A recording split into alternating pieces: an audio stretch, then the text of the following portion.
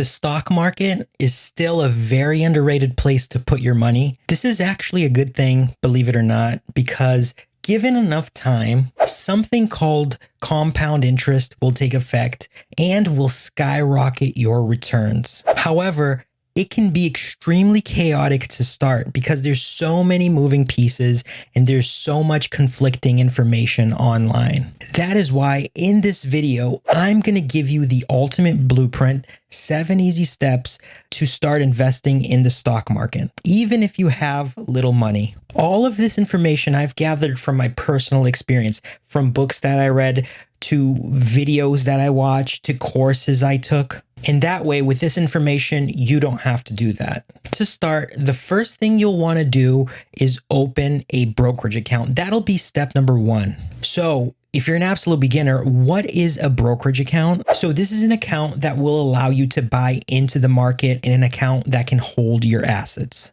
For this, if you're starting off, I always recommend go with the easiest choice, the easiest interface that you could possibly find. For this, I recommend Robinhood. It's easy to use, it has a very user-friendly interface, and it's something that you could get in fairly quick. The good thing too is it has both a mobile and a web version. So you could simply use it on your phone or a computer. But just to make it easier for you guys, what I will do is I will leave my link down below. That way you can click and earn a free stock. And again, going back to the reason on why I'm recommending this to you guys is because you want to have as less friction as possible. So you could actually make this a habit to keep investing your money. And again, once you get more information, once you get more advanced, you can certainly jump around and fiddle with other brokerage platforms out there. And if you want to learn more about platforms such as Robinhood or other brokerage accounts, just make sure that you guys are subscribed to my channel because I do make videos going over these platforms and their benefits. Step number 2, what you'll want to do for this step is to come up with a game plan, a goal, a roadmap. There's 2 things that you'll want to do. The first one is to set up an amount of money that you're willing to invest. Now, this is a set amount of money that you'll want to set aside each month for the purpose of investing. Now, honestly, to start, it doesn't have to be a humongous sum of money. You'll want to make sure that it's something that you'll be able to be consistent with, something that you'll be able to put the same amount of money each month.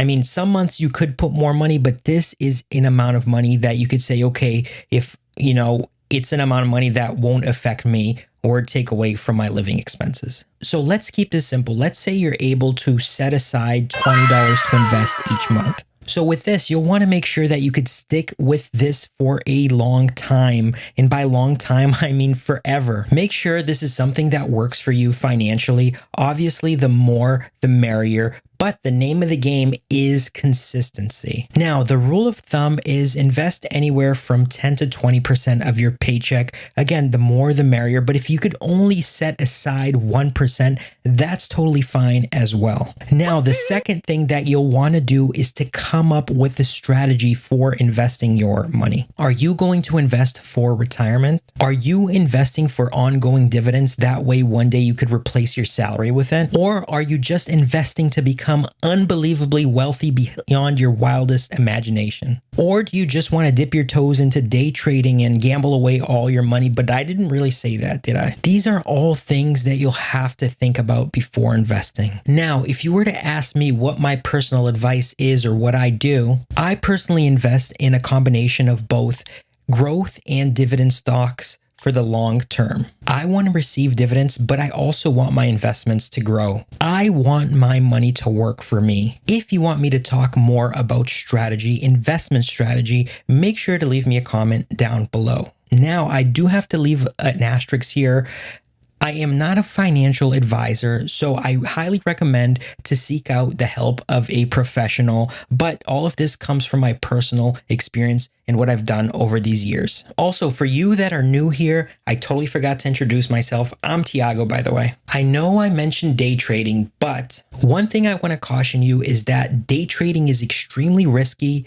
You should do it at your own caution. You could end up losing all of your money or just lose money extremely quickly. Now, on top of this, trading is like a full-time job. So it's something that you do constantly and not one time. So make sure that you do your homework before diving into it. Now, for step number 3, you will want to assess your risk tolerance. Now, one question I have for you is, what would you do if you had money in a stock market and you saw the market crashing before your very eyes? Would you A, start selling all of your stocks and get your money out right away? Or would you go with B, take advantage of the opportunity and buy as much stock as possible? To be honest, any answer to the question is fine. This is a personal choice decision in what you're able to put up with. Everyone has a different risk tolerance when it comes to investing. But remember this famous saying, the higher the risk, the higher the reward. The lower the risk, the lower the reward. Generally, the rule of thumb is the younger you are, the more risks you should take, and the older you are, the less risk you should take. Make sure you know where you stand when it comes to risk. Now, for step number 4, you will want to know what you're going to invest into. There are so many things you could put your money into, but just to name a few, that way you can have an idea. You have stocks. These are shares of companies that are publicly traded. Usually, the bigger the company, the lower the risk, and the smaller the company, the higher the risk. However, smaller companies, generally if they're startups too and are successful, they can give you extremely high rewards if you're lucky or if you do your research. If you like being in control and like choosing which companies you invest in, this is typically the way to go.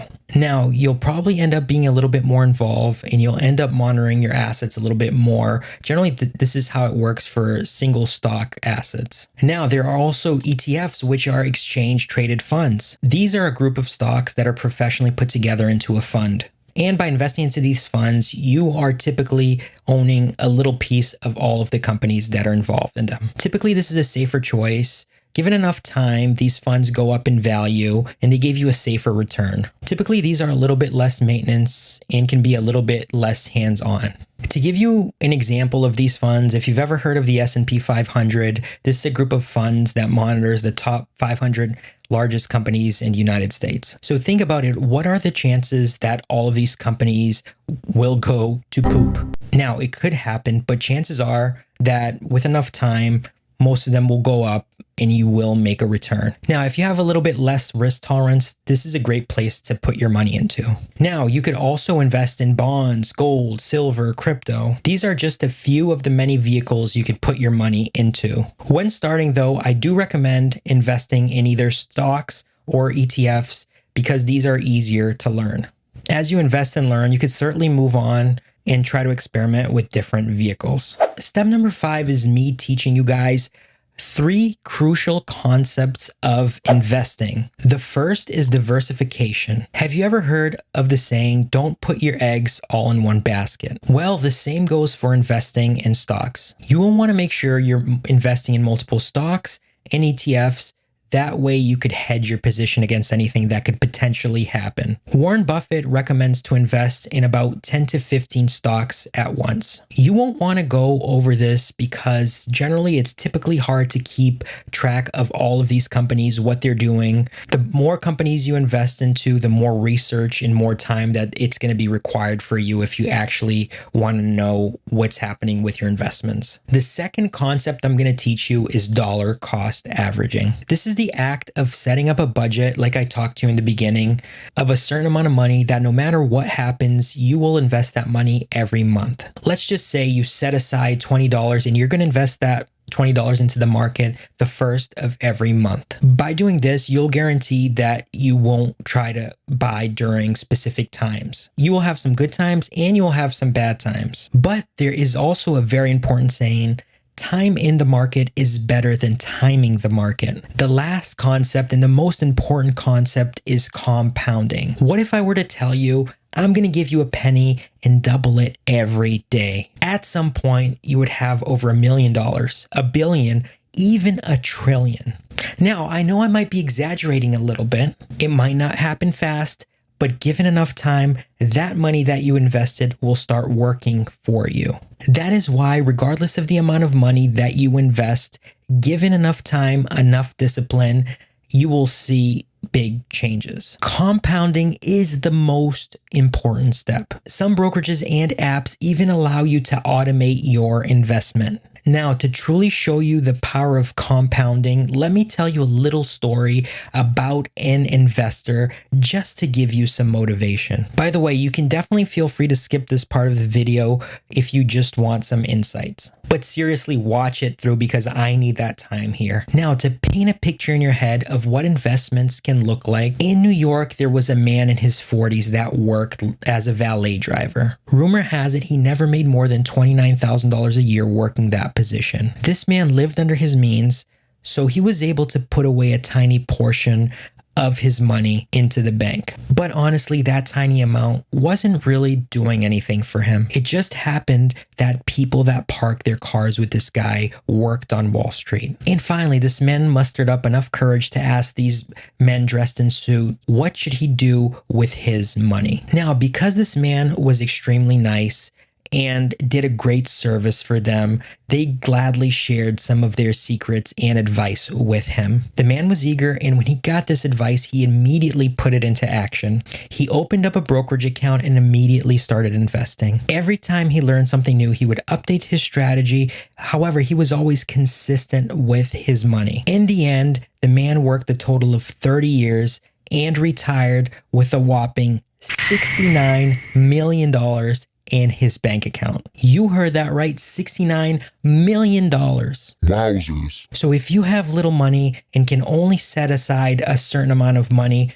that you think does not really make a difference, make sure to watch my whole video and really put this advice into practice. Now, step number 6. Once you do invest your money, you'll want to make sure that you continuously keep educating yourself. This is also a very important step because it's like leveling up in a game. The more experience you get in something, the more results that you have. It's like watching this video and taking action right away. Sounds familiar, right? Once you start seeing your money grow, it's extremely motivating. You'll want to know what can you do to make your money grow even faster. Now, to learn, there's various things you can do, a lot of other places you could learn, but the most important thing is to make sure to subscribe, like this video, make sure you hit that notification bell because every time I release a new video, you will be the first to know. Besides that, you can read books, watch videos, take courses, read news. There's so much to do out there. Now, the 7th and last step, ladies and gentlemen,